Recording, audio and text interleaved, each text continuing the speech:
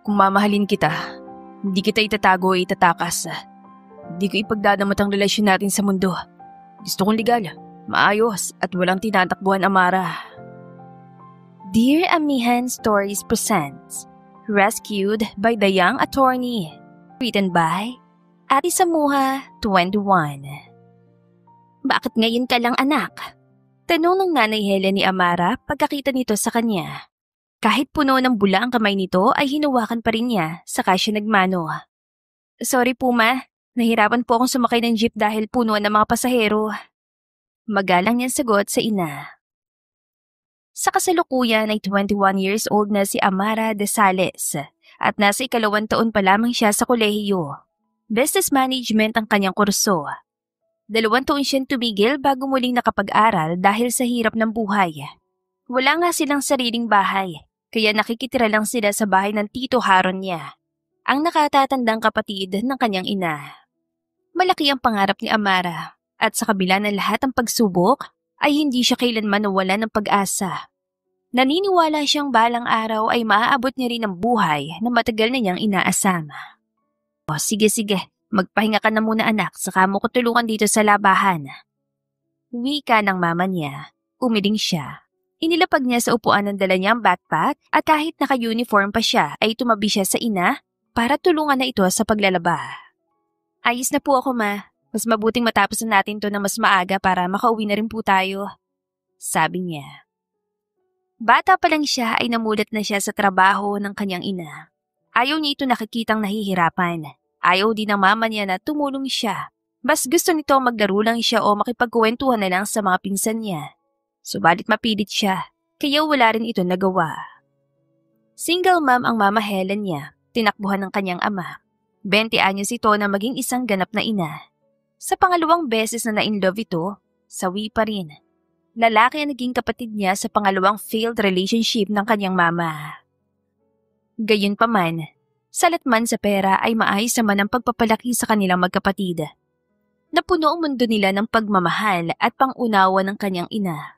Kahit anong unos ang pinagdaanan nila, hindi niya naramdaman na may kulang sa pagmamahal na ibinibigay nito. Natapos ang labahin, binigyan sila mag-ina ng merienda. Napangiti siya dahil pizza at pineapple juice ang hinanda para sa kanila. Ma, ang bait po ng boss niyo. Anya na ikinangiti nito. Tama ka anak, mababait ang mga mag-asawang Fuentebella, lalo na si Ma'am Emma. Wika nito na may pagmamalaki sa boses.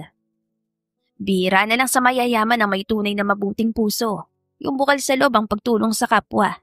Pero ang pamilyang ito anak, mukha sa mga mata sa kalagayan na makagaya nating mahihirap. Karamihan kasi sana sa itaas, nagiging mapagmataas na dahil nakatira sila sa tuktok ng karangyaan. Pero tandaan mo Amara, hindi perang sukatan ng kayamanan, kundi kabutihan. Yun, may natutunan na naman ako sa aking magandang ina. Proud na sabi niya, yumakap siya sa baywang nito na parabang naglalambing na naman siya. Pero alam mo ba kung ano ang tanging kayamanan na meron ako anak? Malambing nitong tanong. Hindi na nabura ang maganda nitong ngiti. Ano po yun, ma? Tanong niya. Nasa boses niya ang interes na malaman ang kasagutan nito. Kayo ni Alan ang kayamanan ni mama. Marahan na sabi nito at pinisil ang pisngi niya.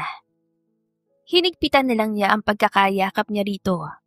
Bago nga sila umuwi, ipinagbalot pa sila ng pagkain ng mabait na amo ng mama niya. Natuwa pa ito na makita siya. Nalaman niyang walang anak na babae ang magandang ginang, 2 anak na lalaki lang. Pag-uwi nila sa bahay ng tiyahin niya ay nakaabang na agad sa sala ang bunso niyang kapatid. Mama! Ate! Tuwan-tuwang salubong nito sa kanila. Tumakbo palapit sa kanila ang magsasyam na taong gulang na si Alan. Una ito nagmano sa kanilang ina bago siya nito niyakap sa bewang. At nang ituro nito ang backpack niya ay naiiling na ibinigay niya yun sa kapatid. Isa pang dahilan sa pagiging excited dito ay ang pagdating niya. Panigurado kasi na may laman sa tsokolate ang kanyang backpack. Galing yon sa mga manliligaw niya na hindi naman niya binigyan ng permisong manligaw. Sa katunayan, wala siyang balak na magkaroon ng boyfriend sa takot na naranasan ng kanyang ina. Para sa kanya, okay naman na maging matandang dalaga. Aalagaan na lang niyang kapatid at mama Helen niya. Wow! Ang dami po nito, ate. Masaya nitong bulalas. Lumapit pa nakababata niyang pinsan na mas matanda ng kaunti sa kapatid niya. Mag-share ka naman sa pinsan mo, bunso. Paalala niya na tinanguan ito. Sumunod naman siya sa mama niya na agad nagtungo sa kusina. Magandang hapon, Tita Myrna. Asawa ito ng tita niya. Napangiti ito na makita siya. Magpahinga na muna kayo, Amara. Ako na bahala sa kusina. Isama mo mama mo. Magiliw na sabi nito. Maswerte ang tito niya sa asawa. Hindi lamang ito maganda dahil napakabait din at kailanman ay hindi sila itinuring na pabigat. 4 naman ang mga pinsan niya na puro mababait din naman. Ay, ayos na ako rito. Tutulong ako sa kusina. Ikaw na lang muna magpahinga, anak. Hindi ba may pasok ka pa mamaya sa trabaho mo? Anang mama niya. Working student siya. Siya nagpapaaral sa sarili niya. Hindi siya nanghihingi ng pera sa mama niya. Sige po, aakyat na muna ako. Paalam niya. Nagmamadali na siya lumabas mula sa kusina. Nakasalubong pa niyang pinsan niyang si Dave. Oy, ate, huwag mo sagutin ang mga maliligaw mo para araw-araw may dala kang chocolate. Biro nito at ipinakita pang hawak-hawak. Tinawanan niyang pinsan. 1 taon lang ang agwat nilang dalawa. Baliw, alam mo naman na pangarap ko maging matandang dalaga. Lah, wag naman, sayang ang lahi natin, te. Pabiro niyang sinuntok ang braso nito, sa kanya ito iniwan sa may hagdan. 5:00 ng hapon ang pasok niya at 11:00 ng gabi naman ang uwi niya mula sa part-time job. Ngayon ay kagagaling lang ni Amara sa trabaho at hindi pa rin mabura ang ngiti sa labi niya. Kakakuha lang niya ng sahod. Hindi man kalakihan pero sapat na yon para may maibigay na naman siya sa kanyang ina para na rin madagdagan ang ipon nila. Paglabas niya ng convenience store ay humugot siya ng malalim na hininga, sabay lakad pa uwi. Hoy! Napasigaw siya nang may humablot ang backpack niya mula sa likuran. Hoy, ibalik mo yan! Sigaw niya. Hindi siya nagdalawang isip na sundan ito. Naroon ang sahod niya, ang perang pinaghirapan niya buong linggo. Tumakbo siya sa makitid na eskanita, hinihingal pa at malakas ang kabog sa kanyang dibdib. Tumigil ka! Muli niyang sigaw, pero imbes na huminto, mas lalo pang bumilis ang takbo ng magnanakaw. Walang katao-tao kaya hindi siya nakahingi ng tulong. Kung mayroon man ay baka wala ring magtatangkang tutulong sa kanya. Sa kasisigaw niya at sa paghahabulan nila ay huminto na lang bigla ang lalaki. Halos madulas siya sa paghinto at mabilis niyang napansin kung bakit ito tumigil. May isa pang lalaki sa harapan nila. Mas malaki ang pangangatawan. Nakasandal sa poste at ngayon ay nakatingin ng diretso sa kanya. Tol. Hingal na sabi na may hawak ng backpack niya. Umabol yung babae. Anong gagawin natin sa kanya? Napako na siya sa kinatatayuan niya. Kinakabahan. Pero pilit pinapatatag ang sarili. Hindi niya pwedeng ipakitang natatakot siya. Tinigdan siya na mas malalaking lalaki mula ulo hanggang paa. Kababaeng tao ay napakatapang. Sabi nito, mababa ang boses. Naglakad pa ito palapit sa kasamang lalaki. Ano, miss? Susuko ka na ba? O ipaglalaban mo pa? Sa kabila ng takot, diretso siya nakipagtitigan. Ibalik niyo lang ang bag ko. Hindi naman sa inyo yan. Magtrabaho kayo ng patas. Malamig niyang sabi, pero nanginginig na mga kamay niya sa takot. Nagkatinginan ang dalawang lalaki. Bahagyang natawa. Parang aliw na aliw sa tapang niya. Tol, seryoso siya. Sabi pa nito. Lumapit ang lalaki, hawak ang strap ng backpack. Sinusundan niya lang ang bawat hakbang nito para maiwasan ito kung sakaling susugod sa kanya. Tol, bilisan mo na para matapos na to! Sigaw pa ng isa. Susugod na sana ito para saktan siya nang may biglang malakas na boses na sumabad mula sa likod. Kung ako sa inyo, bibitawan niyo na yung bag at aalis na. Sabay-sabay silang napalingon. Isang lalaki ang naglalakad papunta sa kanila. Matangkad ito. Malaki rin ang pangangatawan. Mabagal pa naglakad na para bang kalmado lamang ito. Pakailamero! Galit na sagot ang snatcher sa lalaking kadarating lang. Bibitawan mo na ba o kailangan ko pang ulitin? Muling tanong ng lalaki. Nagkatinginan ng dalawang magnanakaw, halatang nag-aalangan. Pero imbes na umatras, mas sumigpit pang kapit sa backpack niya. at biglang hinablot ng isa ang kuwelyo ng damit niya. Doon niya lang napagtanto ang panganib sa mga oras na yon. Let her go. Malamig na sabi ng lalaki. Nakapamulsa pa ito. At dahil tanging nag-iisang poste ang nagbibigay sa kanila ng liwanag, ay halos hindi niya maaninag ang mukha nito. Aray! Sigaw niya nang pilit na hinilan damit niya, dalhin para mapaubos siya. Pre, umalis ka na lang at huwag na mangialam pa rito. Babala ng lalaki nakahawak sa kanya. Gustuhin man niya magprotesta ay hindi niya magawa. Halos sakali na siya nito sa leeg. Bigla na lang naghagis ng bagay ang lalaki bago ito nagsalita. This is what you want, right? Take the money and leave. Let the woman go and give her backpack. Dali-daling pinulot ng mga ito ang pera. Binitawan nga siya, pero malakas pa siyang itinulak. Napapikit na lang siya at hinihintay na niyang pagbagsak ng katawan niya. Ngunit matitipunong mga braso ang sumalos sa kanya. Nakayakap ng isa nitong kamay sa kanyang baywang at hawak din ito ang braso niya. Tumatama sa mukha nito ang liwanag na mula sa poste. Bahagyang nanlaki ang mga mata niya dahil napakagwapo naman pala nito. Parang nahihipnotismo ang mga mata niya at matangos pang ilong. Narinig niyang anas nito at agad siyang binitiwan. Hey, wait! May nakalimutan ako. Muli siya napatingin sa dalawang lalaki. Nang makita niyang backpack sa semento, ay mabilis na kinuha niya yon. Agad niyang kinalkal ang laman subalit wala siya makitang puting sobre. Nasaan ang pera ko? Naiiyak niyang sigaw at tinawanan lang siya ng mga ito. Matatong pala lalaking sumagip sa'yo, miss. Baka naman may nakatago ka pa riyan, pre. Uwi ka ng snatcher na talagang hindi pa nakontento.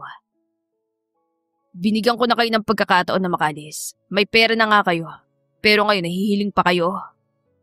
Malamig na sabi naman ng lalaki, nasa likuran na siya nito, na para bang handa na naman siya nitong protektahan. Bigla na lamang umangat ang paa ng lalaking sumagip sa kanya at tinamaan ng malakas na sipa ang magnanakaw sa braso.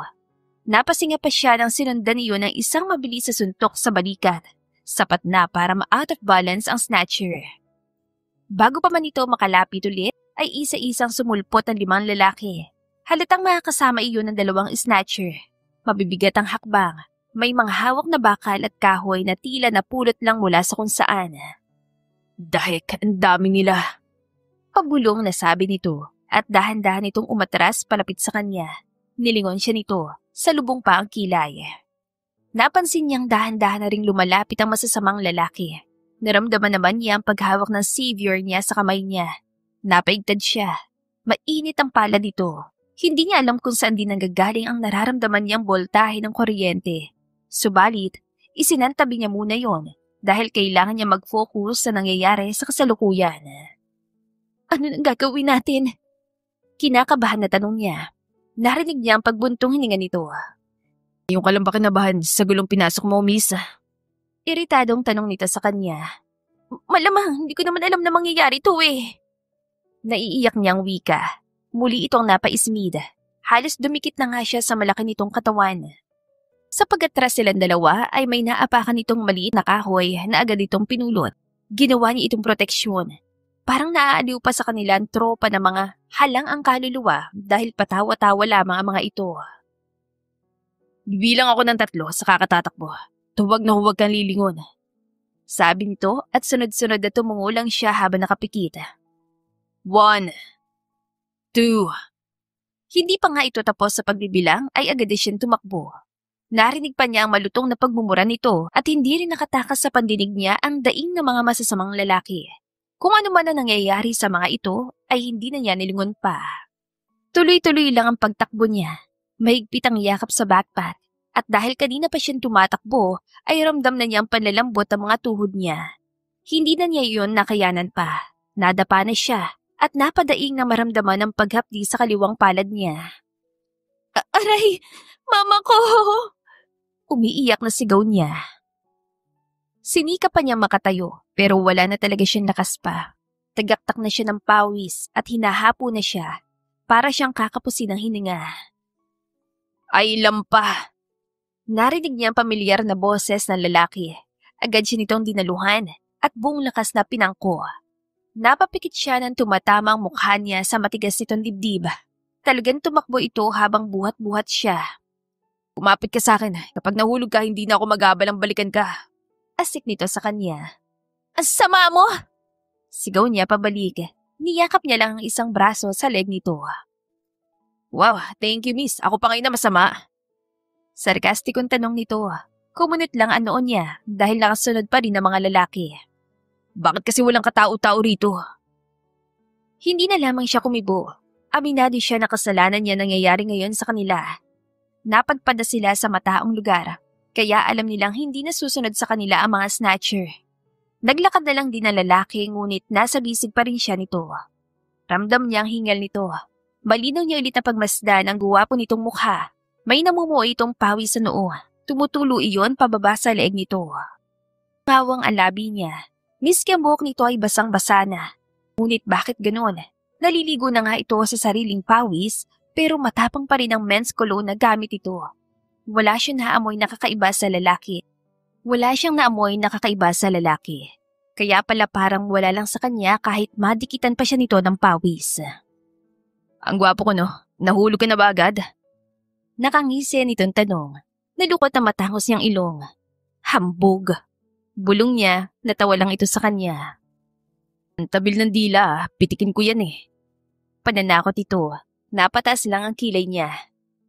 Ibaba mo na ako. Marahan na sabi niya. Talagang ibababa na kita. Akala mo habang buhay kitang bubuhatin, miss. Iyon na naman ang nakakainis itong boyish ng ngisi. Antipatiko. Aray naman! Reklamo niya. Basta na lang siya nitong ibinaba. Mabuti na lang at hindi siya napaupo sa semento. Ilibre mo ako ng tubig. Nauuhaw ako. Sabi nito sa kanya. Napayuko siya at tinignan ang laman ng backpack niya.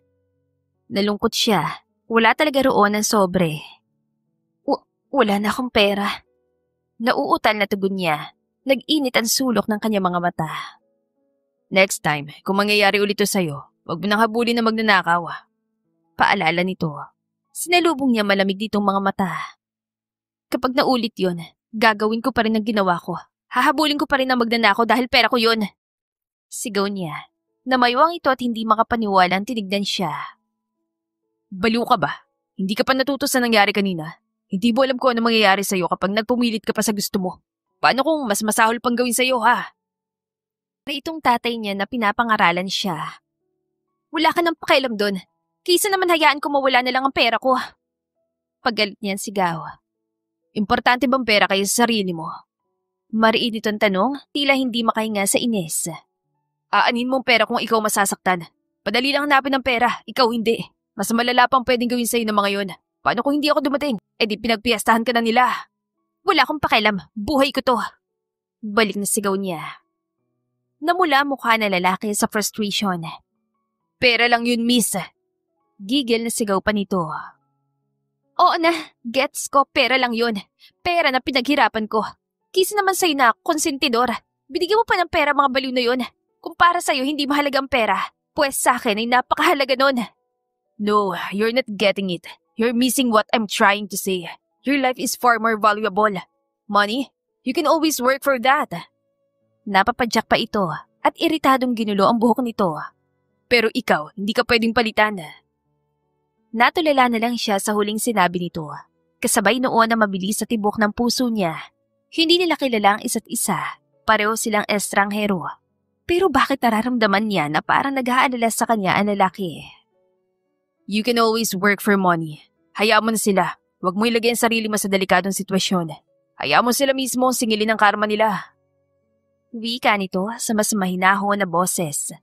Napahikbi na lang siya dahil may punto naman talaga ito. Mali talaga siya. Sorry. Mahina niyan sabi. At napaupo na lang siya sa sidewalk at mahigpit ang niyakap ang backpack niya. Naramdaman niyan lumuhod ito sa harap niya saka nagsalita. Alam mo ba na tayo mismo ang gumagawa ng sarili nating tadhana? Kapag alam mong hindi na nakabubuti sa'yo ang isang bagay, bitawan mo na yun. Ikaw ang higit na nakakaalam sa magiging takbo ng buhay mo. At natural lang na may risk na sa bawat pagpili. Sa lahat ng desisyon natin sa buhay, nariyan si Lord para gumabay. So huwag mo sayangan ang buhay mo. Nag-react na naman ang puso niya. Lalo na nang pinunasan nito ang luha niya sa pisngi. Napatitig lang siya sa gwapo nitong mukha. Talagang makabuluhan ang sinabi nito at kailangan niya ang itatak sa kanyang kokote. Binuksan niya ang backpack niya. Naganap kung may barya ba siya. Tumayo na rin ang lalaki. Natuwa siya nang may nahanap siyang barya. Candy lang ang mabibili ko nito. Nakanguso niyan sabi. Kaya ba niya mawalang pag-auwaw ko? Sarkastiko ang tanong na naman nito. Malamang hindi. Common sense naman. Ang daming alam sa buhay pero pagdating dito, ay no comment na lang ako. Naiiling niyan sabi. Isinara na niya ang bag at bago pa siya makatayo ay may binato sa kanya ang lalaki. Yan na. Wika nito. Nalaki ang mga mata niya sa gulat. Ang pera ko! Sa sobrang tuwa ay nayakap niya ang sobre, pero natigilan siya.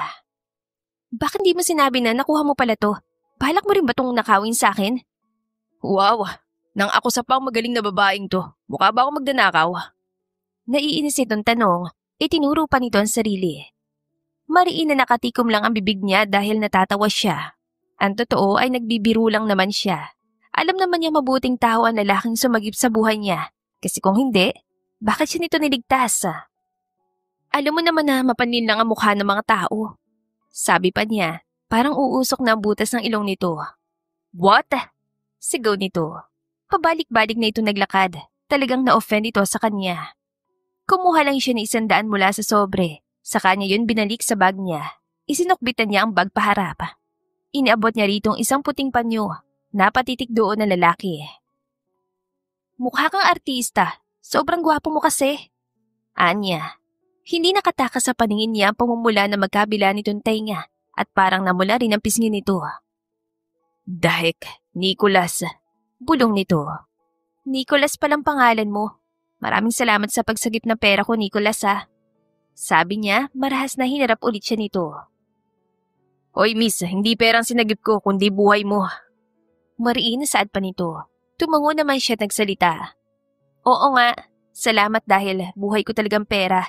Thank you for saving my life, sir. Yumuko pa siya. Baliw! Sigaw nito, ngunit kalaunan ay natawa ng malakas. Tara, ililibre kita ng tubig. Anyaya niya at nauna na naglakad. Samantala, kanina pa nakatingin si Nicholas sa kasama niyang babae. Nasa counter ito. Dinala siya sa convenience store para ilibre daw ng tubig. Kung tutuusin ay pwede naman siyang umuwi agad, pero tila may bumubulong sa kanya na manatili na muna. Siya si Nicholas Fentebella. 26 na taong gulang ay isang bagong abogado na nagsisimula pa lamang sa kanyang propesyon. Baguhan man, determinado siyang patunayan ang sarili, lalo na't 2 kaso pa lang ang nahahawakan niya mula nang makapasa sa bar. Lumaki siya sa isang kilalang pamilyang may kaya. Ang mga magulang niya, sina Emma at Carlo Fentebella, ay parehong respetado at kilala sa kanilang kabutihang loob. Ang panganay niyang kapatid na si Cairo na isang doktor ay naging inspirasyon niya sa pagsisilbi sa kapwa. Kahit mayaman, hindi sila pinalaki sa luho. Hinubog sila na maging mababa ang loob, may malasakit sa tao at laging handang tumulong. Napaayos siya sa pagkakatayo na makita naglalakad ng babae palapit sa kanya. Sumenyas na mauna siyang lumabas. Pero hindi siya sumunod. Nilapitan niya ito at tinulungan sa daladala nitong hindi lang tubig kundi may 2 pang noodles. Tumambay sila sa labas, may mesa at upuan kasi doon. Akala ko ba tubig lang ang ililibre mo sa akin? Pukaw niya sa atensyon ng dalaga. Pwede mo naman tanggihan pero hindi ka ba nagutom sa kakatakbo mo kanina? Usisa nito. Bawal tanggihan ng grasya, miss. Napapailing na saad niya. Umupo na rin siya saka inabot ang mineral water. Buti alam mo, parang once in a lifetime lang ang biyaya. Kung tinanggihan mo yan, hindi mo na alam kung kailan ka pa ulit bibigyan ni Lord ng blessing. Tumatangon sabi nito. Napatitig na naman siya sa maamo nitong mukha. Ang babaeng kaharap niya ay ibang-iba ang ganda. Hindi yung klase ng ganda na nakikita niya sa mga sosyal o modelong madalas niyang makasalamuha. Ang ganda nito ay natural. Maliit ang babang hugis puso at malinaw ang kutis na bahagyang sun-kissed. Mapungay ang mga mata nitong itim na itim ang kulay. Mahaba ang pilik mata at may mga labi itong natural na mapula. Mahaba ang buhok nito. Makapal yun at bahagyang kulot sa dulo. Hoy, kainin mo na yung noodles mo, baka lumamig na. Napakurap siya nang pinitik ito malapit sa mukha niya. Naiiling pa ito. Makuhoy ka naman. Alam mo ng pangalan ko. Kunot noong sabi niya, hinipan niyang noodles saka siya kumain. Siya nga pala, matanong ko lang. Kung napaka-importante sa'yo ang buhay mo, bakit mo ako tinulungan kanina? Hindi mo rin ba naisip na mapapahama ka sa pagtulong mo sa akin? Usisa nito sa malamyos na boses. Hindi niya alam kung natural bang gano'n ang tinig nito. Para siyang dinuduyan sa alapaaba. I'm not that heartless to just leave you there, miss. Actually, sa convenience store ang punta ko. Nakita pa kita lumabas at bigla ka nalang sumigaw. I knew something bad would happen to you if I didn't follow you. Ang bilis mo lang tumakbo, kaya hindi kita naabutan agad. Mahaba niyang paliwanag. Salamat ulit. Pasensya na rin sa mga sinabi ko sa iyo kanina. Alam mo naman, maraming tao nangangailangan ng pera. Hindi ko lang kayang sukuan ng perang pinaghirapan ko. Mahinahon nitong sabi. Napatango na lamang siya. At sinabihan mo pa akong konsentidor kanina. Oh, binigyan ko pa sila ng pera. May pagpipilian sila. Aalis na at hindi nila gagalawin ang bag mo. I just wanted them to take the money so we wouldn't get dragged into their mess. But they didn't. They were too greedy. Mariin na sabi niya. Pero ikaw naman ang nawala ng pera. Malungkot na sabi nito. Nagkibit-balikat siya. Wala lang naman yun sa kanya. Nag-aral naman siya ng martial arts. 2 sila ng kuya niya para sa self-defense in case na madawit sila sa gulo at kailangan lumaban. You're working at a convenience store, right? Usisa niya. Napahawak ito sa ilong. Hey, are you okay? Nasaktan ka ba kanina? Wala. Ayos lang ako. Huwag mo akong ini-English palagi. Nag-nosebleed ako. Sabi nito nang wala naman siya nakitang dugo sa ilong nito ay napahalakhak siya. Alam niya nagbibiro lang ito. Bilisan mo na lang kumain dyan. Iatid kita pa uwi sa inyo. Presenta niya. Malapit lang ang bahay ng tito ko. Hindi na kailangan. Umuwi ka na rin sa inyo. Malalim ng gabi. Wika nito. Kumiling lang ang ulo niya. Iatid kita. Mapilit niyang saad. Bahala ka na nga. Kibit-balikat na sabi nito. Hindi nga nagtagal ay natapos na sila. Sinabayan niya ito sa paglalakad hanggang sa masigurado niyang makauwi na ito ng ligtas sa bahay nito. Binalikan niya ang kotse niya na iwan sa parking space ng convenience store. Nang may naalala siya ay napahampas siya sa manibela ng kanyang sasakyan. Sayang, makalimutan kong tanungin kanina ang pangalan niya. Nanghihinayang nasabi niya. Ang kuya Cairo niya ay ang una niyang nadatnan sa bahay nila. Nagkakape pa ito kahit malalim ng gabi. Bakit ngayon ka lang, Nicholas? At bakit ganyan ang ayos mo? Tanong nito sa seryosong boses. Itinuro nito ang damit niya. May tastas na iyon at tatanggal ng 2 butones. Pasalamat na lang siya na nakailag siya sa suntok kanina ng mga lalaki. Wala to kuya, may nangyari lang sa labas. Kibit-balikat ang saad niya. Napaaway ka? Tumango siya sa tanong nito. Oh, may babaeng baliw na humabol sa snatcher. Ang tapang-tapang. Hindi yata alam na panganib ba naghihintay sa kanya. Napapailing pa siya sa tuwing naaalala ang eksena kanina.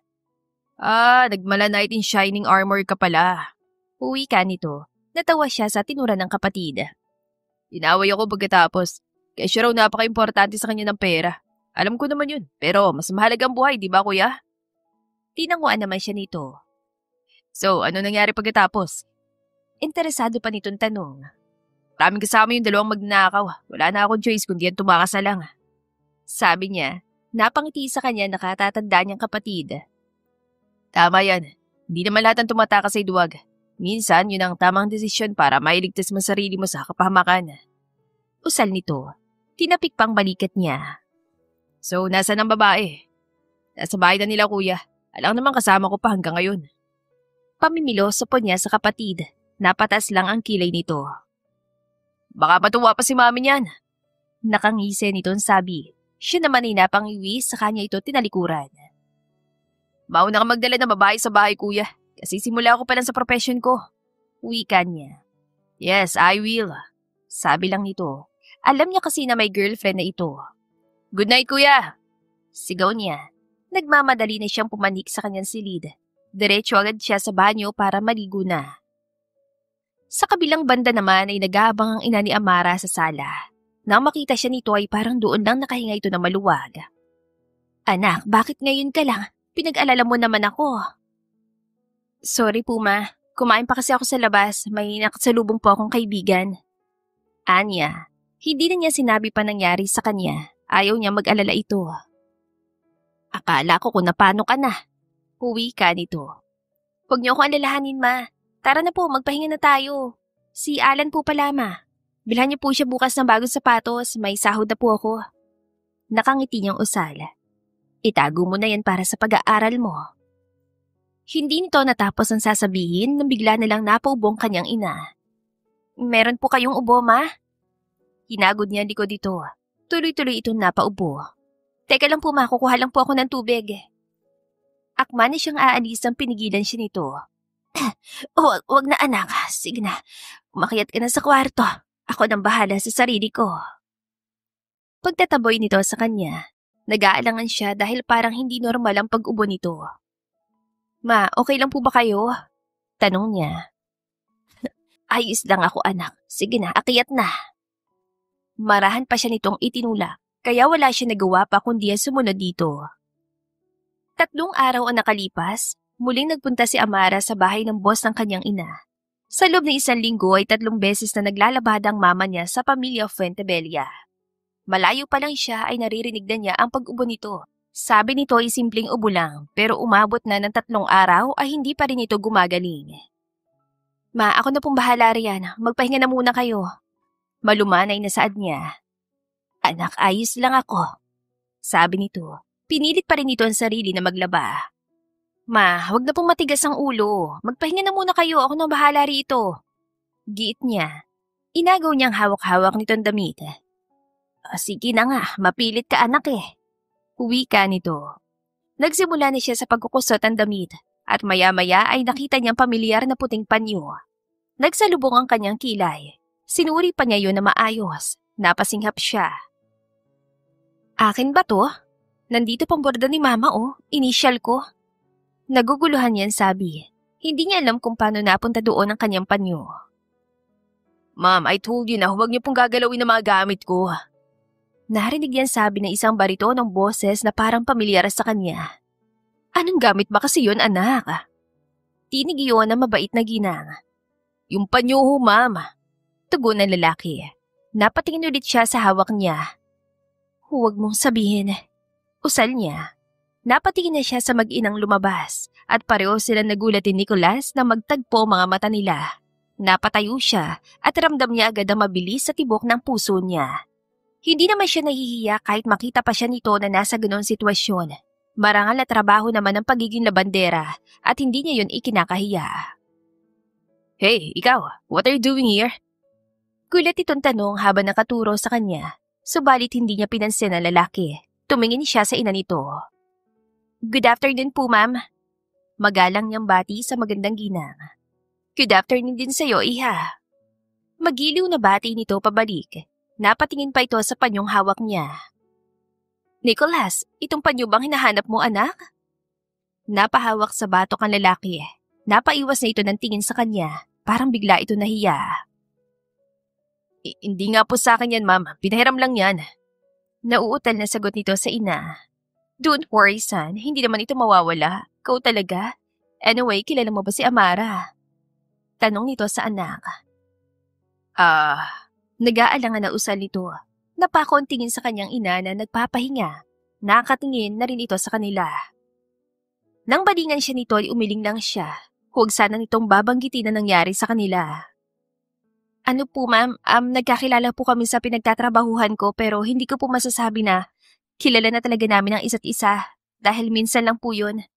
Paliwanag niya, sumenyas pa siya sa lalaki. Hindi ko nga po alam ang pangalan niya ma'am. At yung panyo po, sa kanya yan. Segunda na lalaki. Napatango-tango ang ginang na may matanis ang ngiti sa labi. Tama yan anak. Kilalanin niyo pa ni Amara ang isa't isa. Nakangiti nito'ng sabi. Siya naman ay parang kinabahan bigla. Iba yata ang ngiti ng mami nito. Magandang hapon o. Magalang na bati ni Nicolas sa mama niya. Yumuko pa ito bilang paggalang. Nakagat niya ang labi. Hindi lang pala ito matulungin, malaki rin ang respeto sa nakatatanda. Ganoon din sa'yo, iho. Ikaw palang bunsong anak.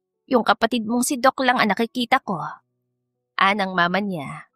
Paano? Busy yan palagi kaya pinagbawalan namin ng daddy niya na tumira sa kondo. At saka na sila bubukod kapag may sarili na silang pamilya. Hinagod-hagod pa na magandang ginang ang likod ng anak nito. Napapakamot na lang sa batok ang binata. Maya-maya pa ay nagpaalam na ito sa kanila. Bumalik na rin naman siya sa ginagawa. Nagpaiwan si Ma'am Emma at nakipagtsikahan na ito sa mama niya. Nang matapos nga siya, ay napansin niyang wala na roon ang dalawang nagkukwentuhan kanina. Napanguso na lang siya. Nasaan na kaya si mama? Nakakahiya naman kung papasok ko sa loob para lang hanapin ang mama ko. Nababahalang sambit niya. Nasa laundry area siya. Ang pintong tinitignan niya ay alam niyang papasok yun patungo sa kusina. Psst! Napaigtad siya nang may marinig na pagsitsit. Nang hindi niya nilingon ang pinanggagalingan noon ay may bumulong na nga. Hey, Miss Matapang! Nagsalubong ang kanilang kilay. Si Nicolas ang kumakaway sa kanya.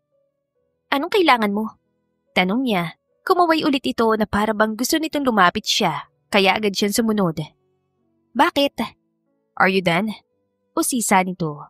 Nilingon pa mga damit na nakasampay na. Hindi naman yun ganong karami. Oo, bakit? Tara dito. Anyaya nito bigla. Wait, estudyante ka pa pala? Parang ngayon lang nito napansin na naka-uniform siya. Oo naman, sagot niya. How old are you, Amara? Amara is your name, right? Tinanguan niya lang ito. 21 years old na ako. Hindi ako agad nakapag-college kung curious ka dahil sa edad ko. Anya, umiling naman ito. Hindi naman. Hindi kailanman naging base ng edad sa pag-aaral. Ang edukasyon ay walang age limit para sa sino mang may pangarap. Nagulat lang ako dahil akala ko hindi ka na estudyante. Sabagay, bata ka pa naman. Mahaba nitong pahayag, umawang panlabi niya nang hinawakan siya nito sa ulo at guluhin ang buhok niya. Nakangiwing tinanggal niya ang kamay na lalaki. At hindi na po ako bata para gawin mo yun sa akin. Katwiran niya, tumawa lang ito.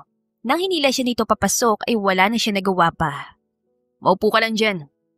Anito na makapasok sila sa kusina. Hindi na siya nahiya pa.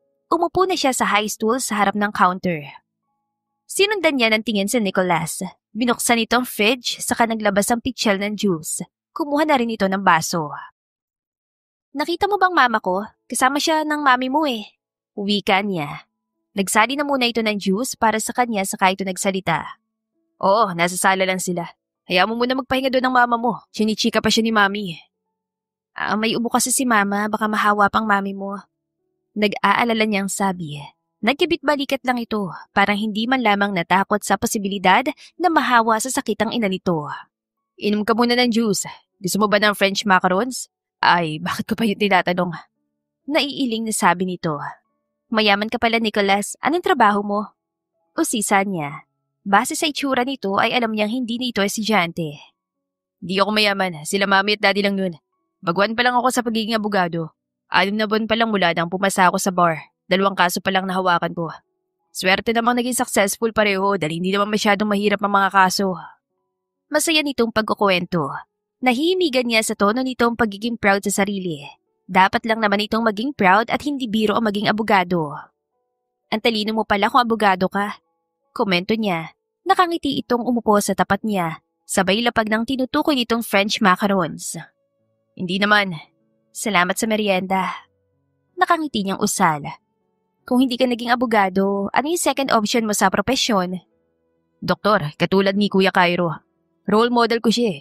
Malapit ako sa kuya ko. Uwi ka nito. Sumilay na naman ang pamatay nitong ngiti. Dahilan para bumilis na naman ang tibok ng puso niya. Kaya bahagyang ipinilig niya ang ulo. How about you, Amara? Gusto mong maging businesswoman? Umiling siya. Hindi. Gusto ko yung madali lang sana. Hindi naman ako kagaya mo na matalino. Pinili ko yung sa tingin ko'y kaya ko. Pero hindi rin pala madali ang business management.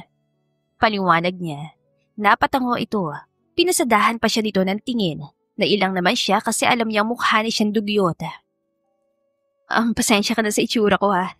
Wala na kasi akong oras para magpalit pa ng damit. Naka-uniforme pa ako dahil pagkatapos ng klase ko, dumiretso na ako dito. It's okay. You don't have to apologize, Amara. I'm amazed, honestly. Despite how you look right now, your natural beauty still stands out. You really look like your mom. Straightforward na usal nito. Hindi niya tuloy nalunok ang kinakain niya. Natataranta naman itong tumayo upang iabot sa kanya ang juice. Sanay naman siyang sinasabihan na maganda. Yun nga lang, kapag si Nicholas ang nagsabi, ay tila may kung anong lumilipad sa kanyang tiyan. Salamat. Nauutal na wika niya, napapaubo pa. Oo, may bisita palang bunso ng pamilya. May isang lalaki na sumulpot na lang bigla. Nang balingan niya ito ay bahagyang umawang ang kanyang labi. Kamukha ni Nicholas ang pumasok. Matangkad din, malaki ang pangangatawan. Talagang magaganda ang lahi ng pamilya Fuentebella. Napaigtad siya na may humawak sa baba niya upang maisara niya ang bibig. Napasimangot siya na makita ang salarin. Isara mo kasi ang bibig mo dahil naglalaway ka na riyan, kadiri Nang aasar, nasabi nito. Napapunay siya nang wala sa sarili sa bibig. Wala naman Naiiling niyan sa Ada. Akala ko ba, Nicholas, ako muna mauna magdala ng babae sa bahay? Bakit inunahan mo na ako? Singit ulit ng lalaki. Nakakurus na mga braso nito sa dibdib. At estudyante pa, di ka ba makakasuhan ng child abuse niyan? Ang OA mo naman, kuya. Legal age na si Amara at mali ang iniisip mo. Anak siya ni Aling Helen. Pinapakain ko lang siya. Paliwanag ni Nicholas sa kuya nito. Para naman akong aso sa sinabi mong pinapakain mo ko. Hindi ba pwedeng inaalok mo lang ako magmerienda? Nakangiwi niya sa question, natawa ang kuya nito. Never mind. Amara, si kuya pala. Kuya Cairo, doktor yan. 3 years lang ang agwat namin. Pakilala naman ito sa kapatid. Hi po, Doc. Ako po si Amara de Sales, 21 years old. Nakangiti niyan sambit, tumayo pa siya at bahagyang yumuko. Bakit ganyan ka magpakilala? Nung naman ni Nicholas, mukhang iritado pa. Nalilito naman niya itong tinignan. Bakit? May mali ba sa pagpapakilala ko? Oo, dahil hindi ka naman nagpakilala sa akin ng ganyan. Nalaman ko lang ang pangalan mo sa mami ko. Parang batang sambit ito. Napangisi lang siya. Ang bilis pala magselos ito. Hello, Attorney Nicholas Fuentebella. Amara de Sales pong pangalan ko. 21 years old at second year college. Pakilala niya. Nang pumalakpak lang ito ay sakalang siya napaira. Seloso. Komento ng kapatid ito. Hindi kuya. Napaka-unfair lang sa akin na hindi siya nagpapakilala na maayos. Katwiran nito. Ikaw rin naman Singit niya, ito naman ang tumayo. I am Attorney Nicholas Fuentebella, 26 years old. I may be new to this profession, but I am committed to doing my best and seeking justice for those who rely on me. Formal na intro naman ito. Pinigilan niyang mapangiti. Nice meeting you, Attorney. Kayo rin po, Doc. Nakangiti naman niyang usal. Napatango lang ang kuya nito. Sinabihan pa siyang feel at home saka ito nagpaalam sa kanila. Ubusin mo yan Utos si Nicholas sa kanya. Napatingin siya sa French macarons, marami pa yun. Naalala niya na kababata niyang kapatid at pinsan. Alam niyang mahal ang ganoong klase ng merienda. Gusto niya yung ipatikim sa kapatid at mga pinsan niya. Pwede bang makahingi ako ng 4 na piraso lang? Request niya. Hindi na siya nahiya kay Nicholas dahil mabait naman ito at mukha namang hindi madamot sa pagkain. Yeah, it's okay. Pwede pa naman gumawa yan si Mami. Tumatangon sabi nito.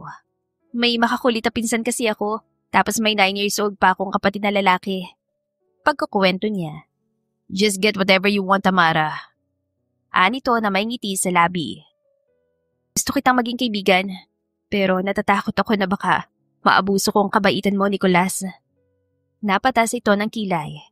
Basta alam mo limitasyon, Amara. Wika nito. Hanga ako sa mami at daddy mo.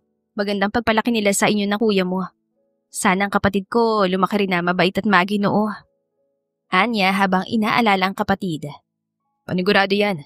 Ang papa mo pala. Tanong nito. Hindi ko alam. Patay na siguro yun. Isama na rin yung tatay ng kapatid ko. Puro mga walang bayag ang mga yun Mariin na saan niya. Natawa bigla si Nicholas. Sorry kung naitanong ko pa tungkol dyan, Amara. So, kapatid mo sa ina ang kapatid mo. Tumango siya bilang sagot. No doubt na may magkakagusto pa rin sa mama mo. Maganda naman talaga siya at bata pang tignan. Maaga na buntis si mama. Biktima rin ng fake love and broken promises.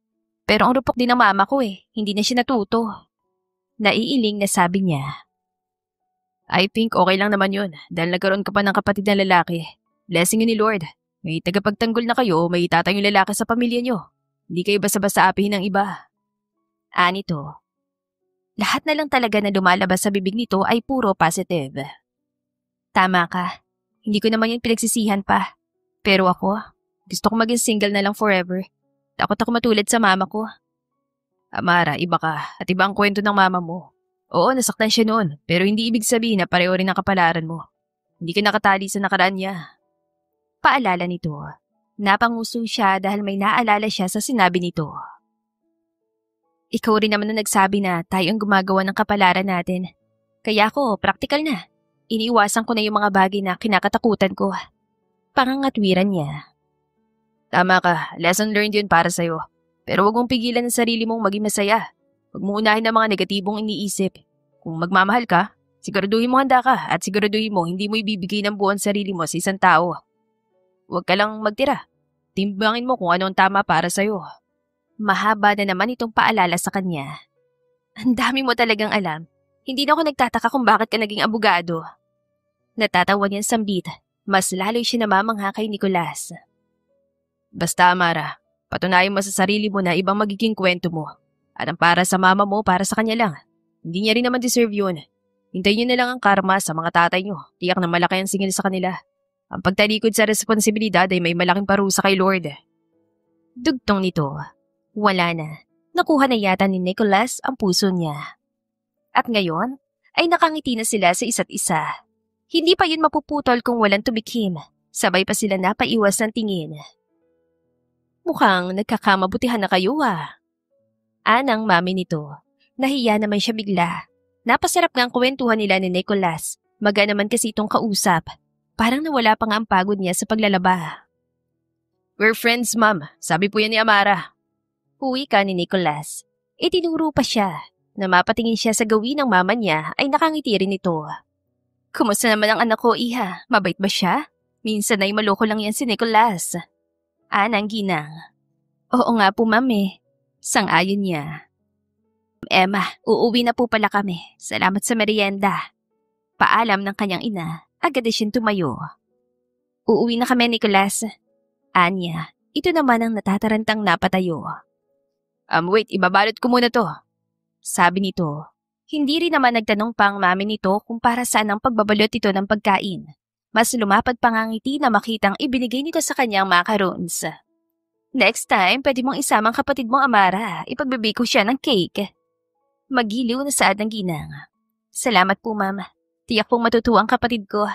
Sagot niya. Hinatid pa sila nito hanggang sa labas. Sumenyas-senyas pa sa kanya si Nicolas na hindi na niya naintindihan pa. Hanggang sa nagpatuloy na sila sa paglalakad. Samantala, nakatanaw si Nicolas mula sa balkonahe ng bahay nila. Hinahatid ang tingin si Amara at ang ina nito palabas ng gate. Do you like her, Nicolas? Boses yun na nakatatanda niyang kapatid. Hindi ko pa siya masyadong kilala, kuya. 3 days pa lang kung tutuusin. Pero kanina hindi siya nagalangan na ibahagi sa akin ng tungkol sa personal niyang buhay. Pakiramdam ko tuloy, kilala ko na siya. Ang sigurado lang ako ay takot siya magmahal dahil sa karanasan ng mama niya. Mukhang mahirapan ka riyan Komento pa nito, mahina lang siya natawa. Friendzone pa nga I can't blame her pero sana ma-realize niya na hindi lahat ng mga lalaki katulad ng papa nila ng kapatid niya. Anya. Then, you need to prove her that you're not one of the men she hates, Nicolas. Huwi ka ng kapatid niya. Pagkuway iniwan na lang siya roon sa balkonahe. Gusto ko pang makilala siya ng lubos. Bulong niya sa hangin. Hindi naman masama maging magkaibigan muna sila. Tila may bumubulong sa kanya na kilalanin palalo si Amara. Itong kauna-unahang babaeng nakapagpalagayan niya ng loob. Sa harap nito ay nailalabas niya ang tunay niyang pagkatao. Ang ugali niya na nakikita lang ng kanyang pamilya. Sa sunod na mga araw ay napalapit pa ang loob nila sa isa't isa. Sa katunayan ay higit pa sa magkaibigan ang turing niya sa dalaga. Ngunit nanatiling lihim lang yon. Saka ni siya aamin kapag handa na ito. Isang hapon ay may napansin pa ni Amara na lumalala ang ubo ng kanyang ina. Nagbibilang siya noon ng pera para sa bayarin niya sa school. Ma, tawag niya sa ina saka ito nilapitan. Ma, hindi na po normal ang ubo niyo. Ang tagal na po niyan. Oo nga anak Umiinom na rin naman ako ng mga gamot na bigay sa akin ni Ma'am Emma. Ang mas masaklap ay naninikip na rin ang dibdib ko. Nababahala nitong sambit. Higit siya nag-alala para sa ina. Pa-check up na po tayo sa klinik, ma. At ako na munang pupunta sa bahay nila Ma'am Emma para maglaba. Uwi ka niya, hinawakan niyang kamay nito. Anak, dagdag bayarin lang ang pagpapasuri ko sa doktor. Umiiling na sabi nito. Pinisil pa nito ang kamay niya. May ipon ako, ma. Hindi kita pwedeng pabayaan. Kawawa naman kami ni Alan kapag nagkasakit ka. Malungkot niyan sambit. Hinaplos ng mama niyang kanyang pisngi. Ayokong maging pabigat sa'yo, Amara. At ang perang yan ay para sa pag-aaral mo. Mas mahalaga kayo, ma. Mas importanteng kalusugan niyo. Kaya kong ipagpaliban ng pag-aaral. Ika nga po ni Nicolas, wala naman pong age limit ang edukasyon. Paliwanag pa niya sa ina. Tunay na mas mahalaga sa kanya ang kalagayan ng mama niya kaysa sa pag-aaral niya. Kasama nila nagpunta sa ospital si Nicolas. Wala naman daw itong masyadong ginagawa sa trabaho.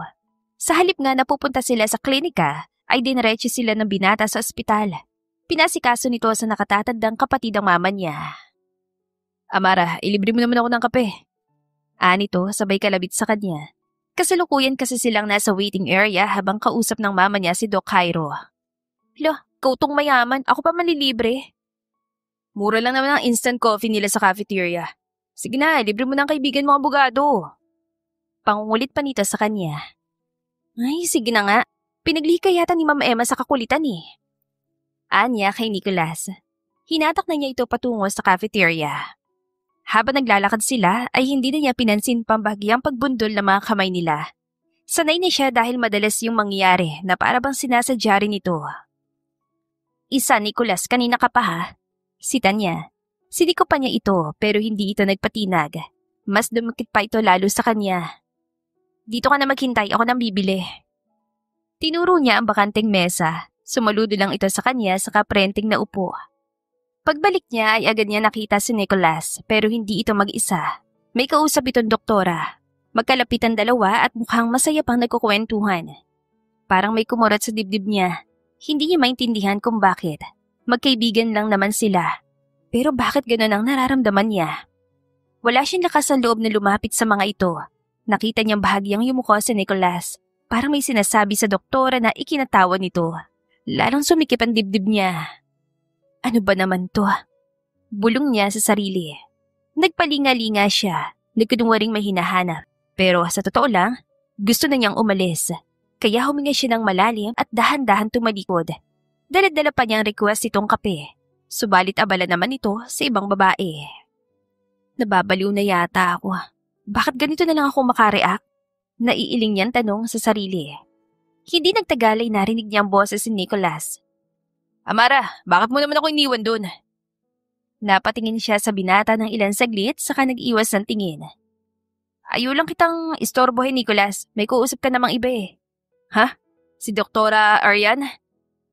Umupo si Nicolas sa tabi niya. Co-doctor yun ni Kuya.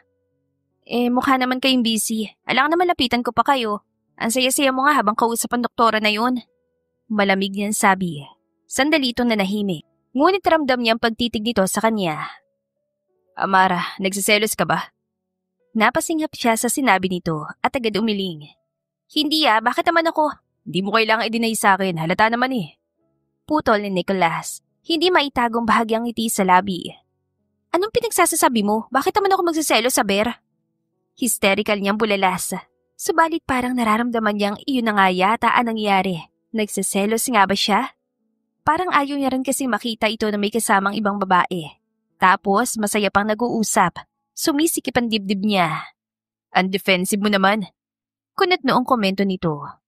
Kaibigan mo lang ako, Nicolas. Hindi ako pwede magselos. Mahina niyan sabi. Alam ko. Pinagkuros nito mga braso nito sa dibdib pero hindi inalis ang tingin sa kanya. Pero kung pwede, magsiselos ka ba? Ano? Sigaw niya. Nag-init na magkabila niyang pisngi. Don't worry, bibigyan kita ng karapatan na magselos. Anito, mas lalo siya nagulat. At bakit naman? Hinampas niya ito sa braso. Nagkibit-balikat si Nicolas at kinuha ang kape na binili niya. Ano, sagutin mong tanong ko, Nicolas. I like you. Straightforward na sabi nito. Ganito naman talaga ito magsalita, walang paligoy-ligoy. Ha? Ano yon? Halos pabulong niyan tanong habang hindi makatingin ng diretsyo. I'm sorry, but I don't see you just a friend, Amara. It's more than that. I like you, but I'm afraid you might feel uncomfortable and distance yourself from me. Paliwanag dito. Doon na siya halos hindi makahinga sa lakas ng kabog ng kanyang dibdib. Pakiramdam nga niya ay sasabog na lang yon bigla. Nicholas, hindi niya alam kung paano tatanggapin ang mga sinabi nito. Di mo kailangang sumagot ngayon. Basta nasabi ko na at hindi ko yun babawiin, Amara. Napakagatlabi siya. Hindi niya malaman kung matutuwa ba o maiiyak. Akala niya ay kaibigan lang ang tingin niya kay Nicholas, kaya naman pala ganoon na lang siya makapag-react na makita ito kanina. Pero kinakain siya ng takot. Natatakot siya sapagkat hindi pa siya handa. I'm sorry. Iyon ang makakatagan lumabas sa bibig niya. Nire-reject mo na ba ako agad, Amara? Tanong nito. Nang balingan niya ito ay parang lumungkot pa ang ekspresyon ng guwapo nitong mukha. Napabuntong hininga pa ito, saka ngumiti na malungkot. Alam mo, takot ako sa commitment, Nicholas. Pag-amin niya. Sabi ko naman sa'yo, di ba, hindi mo kailangan sumagot agad. Kaya ako naman maghintay. Alam ko rin naman na takot na pang pumasok sa seryosong relasyon. Mahinahon itong paliwanag. Pero bakit parang malungkot ka pa? Usisa niya. Napatitig na lang ito sa kape. Because you rejected me so fast, Amara. Hindi naman sa ganun. Ang sa akin lang ay hindi pa ako handa. Ayokong paasahin ka, Nicholas. But still, rejected ako, Amara. Giit pa nito. Para na namang may kumurot sa dibdib niya. Napapikit pa siya. Pinakaramdaman niya ang sarili kung gaano ba katindi ang nararamdaman niya para kay Nicholas. Inaamin niyang panatag palagi ang loob niya kapag kasama niya ito.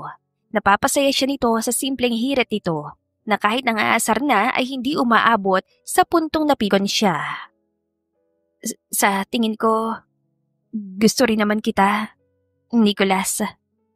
Sa sobrang hina ng boses niya ay parang hindi pa narinig ng binata.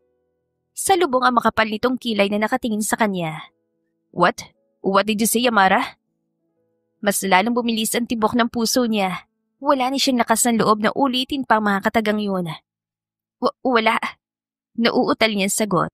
Naging malikot na rin ang mga mata niya. Iniiwasang mapatingin sa lalaki. No, did I hear that right?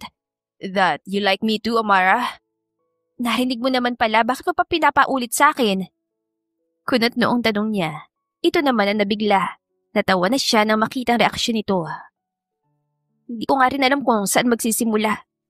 Pero, ganito na muna tayo, Nicholas. Okay lang, Amara. I can still wait. Anito na nakangiti na. Nang wala na malungkot itong ora. Akala ko rejected na talaga ako. So, we feel the same way. Let's stay like this for now and take everything slowly. Napaigtad siya ng hawakan nito ang kamay niya. Napatitig siya sa mga mata nito na para mga bituin na kumikislap. Nicholas. Boses yun ng kuya nito. Pareho pa silang napatayo. Katabi nito ang doktor na sumuri sa mama niya.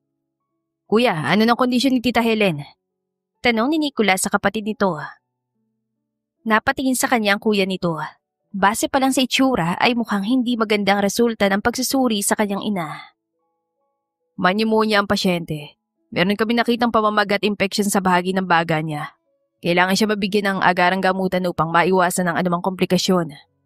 Paliwanag ng doktor. Alam niyang ganong klaseng sakit.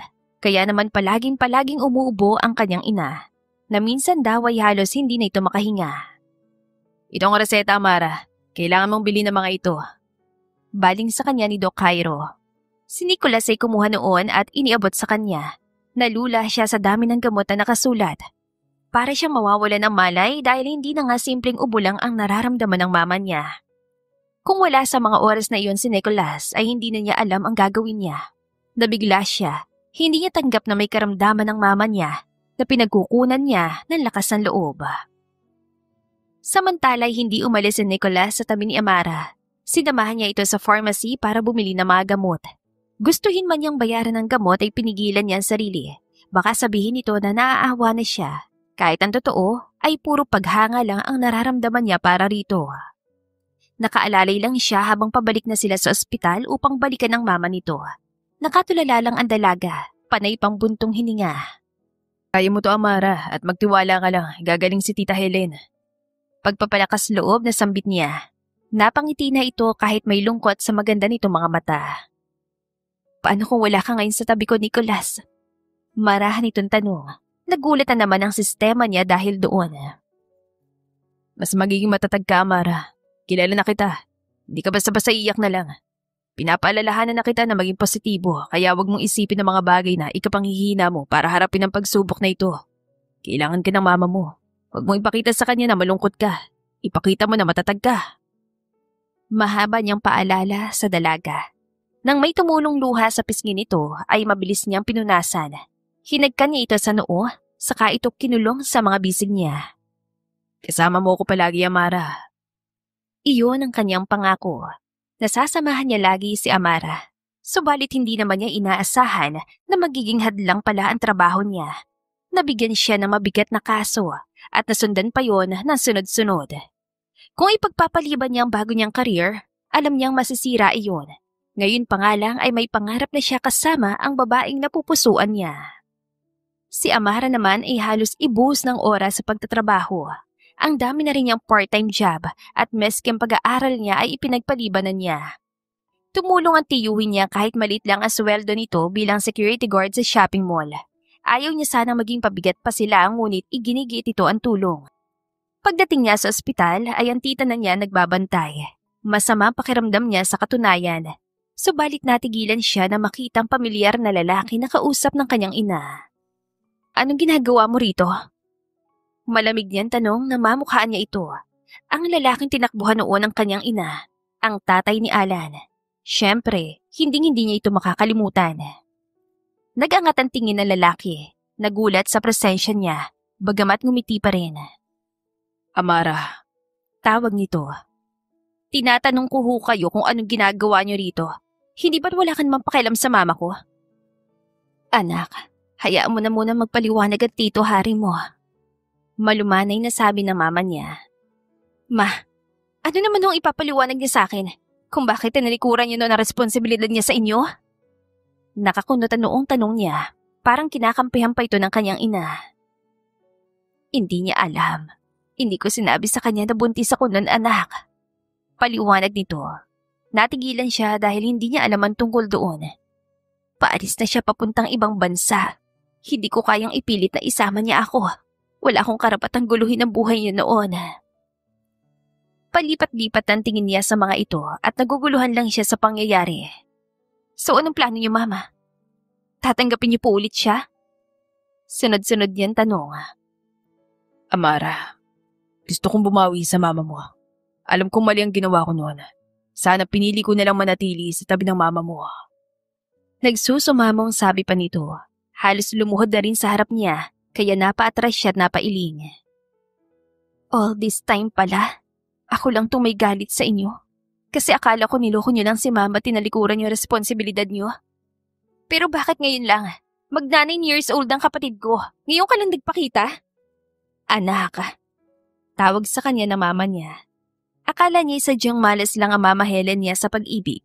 Ngunit iba palang totoong nangyari nang minahal nito ang tatay ng kapatid niya. Pinaniwala niyo ako sa kasinungalingan, ma. Kaya akala ko, pare-pareho lang mga lalaki na sa una lang magaling. Tumalikod na siya, saka mabilis na lumabas.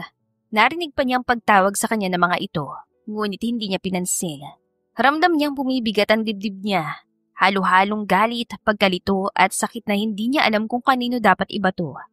Tumindi ang sama ng pakiramdam niya. Nahihiya rin siya dahil sa lumabas na kataga mula sa bibig niya. Sa pagmamadali niya ay may nabangga na siya sa hallway ng ospital. Napapikit siya sa gulat. Muntik pa siyang ma-out of balance kung hindi lang maaga pang matipunong mga braso na agad pumulupot sa baywang niya. Amara, are you okay? Boses yun ni Nicholas. Nang idilat niya mga mata ay bumungad sa kanyang gwapo nitong mukha. Nicholas, naiiyak na agad siya. Ilan linggo rin silang hindi nagkita ng binata. Why are you crying? And the heck, Amara, bakit ang init mo? Natataranta nitong tanong. Hinipo noon niya, pati ang kanyang leeg. Agad naman siya yumakap dito. Sinandal ang mukha sa dibdib dito. Nicholas, may lagdat ka, pero pumunta ka pa rin dito. Nababahira ng pag-alala ang boses ito. Nicholas, gusto mo pa rin ba ako? Mahina niyang tanong. Of course, hindi naman nawala. Bakit? Goodness Amara, pinabayaan mo sarili mo. Sita nito sa kanya. Nagsimula nang umikot ang paningin niya. Sasama na ako sa'yo, Nicholas. What, Amara? Isama mo na ako. Pagod na ako eh. Pagod na rin ang utak ko. Huwag mo na akong ibalik pa kay Mama. Nagtatampo ako sa kanya, Nicholas. What are you talking about, Amara? Naguguluhan nitong tanong. Pilit itong sinasalubong ang mga mata niya. Itanan mo na lang ako. Ayoko na kasi. Sambit niya. At hindi na niya alam ang naging reaksyon ni Nicholas nang tuluyan na siyang kinain ng dilim. Pagdilat ni Amara, hindi ospital ang nakita niya kundi isang malinis at magandang silid. Masakit ang ulo niya at ramdam niyang may lagnat siya. Pumasok si Nicholas may dalang tray. Gising ka na. You scared me, Amara. Kanina pa mataas ang lagnat mo. Umupo ito sa gilid ng kama at marahang inilagay ang bimpo sa noon niya. Nasaan tayo? Mahina niyang tanong. Nasa bahay tayo. I wanted to make sure you're safe at ako nang bahala sa'yo habang may sakit ka. Sambit nito. Salamat. Anya. Amara, tungkol doon sa sinabi mo kanina na magtanan tayo. Nanlaki ang mga mata niya nang maaalala niya ang sinabi niya. Huwag mo nang isipin yon. Hindi ko alam ang sinasabi ko. Mainit ang ulo ko at naghalo-halo ang pagod. Katwiran niya. Umiling si Nicholas, seryosong seryoso. Hindi ako galit. Gusto ko lang sabihin na hindi ko gustuhin yon. Mamahalin kita, hindi kita itatago o itatakas. Hindi ko ipagdadamot ang relasyon natin sa mundo. Gusto kong legal, maayos at walang tinatakbuhan na Mara. Nabigla lang talaga ako, sorry. Napakagatlabi siya at marahan tumango. Lumambot ang ekspresyon ni Nicholas. Ang mahalaga ngayon, gumaling ka muna. Tumawag ako sa tita mo. Ikaproblema pala kayo kahapon. Ayusin mo yun ha. Huwag kang magtanim ng sama ng loob sa mama mo. Opo, tatay. Pangasar niya. Napailing ito. Pasalamat ka't patinupang pag-iisip ko, Amara. Pero salamat talaga, Nicholas. Hulog ka talaga ng langit sa akin. Malambing niyan sabi. Ilan sandali pa siyang tinitigan nito. Masuyong sinapong pisngi niya. Kumurap lang siya at naramdaman na niya ang mabilis sa paghalik nito sa labi niya. Kailangan mo munang kumain para makainom ka ng gamot. Sabi nito at inasikaso na siya. Nagbago ang takbo ng mga araw ni Amara matapos niyang piling intindihin ng mama niya at tanggapin ng ama ng kanyang kapatid. Hindi madali, pero mas pinili niyang hindi maging makasarili. Gusto niyang lumaki ang kapatid niyang si Ala na may kumpletong pamilya. Isang bagay na hindi niya naranasan at ayaw niyang ipagkait iyon dito. At sa gitna ng mga pagbabagong yon, mas lalo naman na gumanda ang buhay niya kasama si Nicholas. Hindi niya tinuloy ang plano sana mag-aral muli. Mas pinili niya magtrabaho para kahit na papano ay may maibigay pa rin siya sa kanyang ina at makaipon para sa sarili. Naging front desk staff siya sa isang kilalang hotel sa syudad. Maayos ang sahod, desenteng oras at masaya siya sa trabaho. Kagagaling lang niya sa shift nang sunduin siya ni Nicholas sa labas ng hotel. Pagod? Tanong ni Nicholas habang binubuksan ang pinto ng sasakyan para sa kanya. Medyo, pero masaya. Ang dami kasing guest ngayon. Nakangiti niyang tugon. Pagkaupo niya isa ka lamang niya napansin na maliit na paper bag sa dashboard. Napataas ang kilay niya. Ano yan? Snacks, babe. Kinindatan pa siya nito. Napangiti siya na may kaunting kilig na pilit niyang itinatago. The best ka talaga, kaya kita mas lalong minamahal eh. Tahimik na silang bumiyahe pa uwi. Sa harap ng mga taong pinakamahalaga sa kanila, nagpakasal din sina Amara at Nicholas, tanda ng isang bagong kabanata na sila mismo ang pumili. Hindi dahil sa takot o pangangailangan, kundi dahil nahanap nila ang tahanan sa isa't isa. Nabiyayaan sila ng anak na babaeng pinangalanan nilang Kyla. Sabado ng araw na yon, nasa tindahan na sila. May sari-sari store sila sa tapat ng bahay nila ni Nicholas at hindi lang yon, may barbecue house na rin sila. Napagpasya na rin kasi niyang maging housewife at alagaan na lang sa bahay nila ang anak. Ang mama at kapatid naman niya, iyon, maganda at maayos na rin ang buhay. Ate Amara, pautang po ng barbecue! Agad siya napangiti nang marinig ang matinis na boses ng isang batang babae. Alam niyang si Elira yon, isa sa kambal na anak ng kapitbahay nila. Temara! Temara! Utang kami! Sunod na sigaw ng mas maliit na tinig. Sandali lang! Sigaw naman niya pabalik. Kinarga niya ang anak niyang mag-iisang taong gulang pa lang.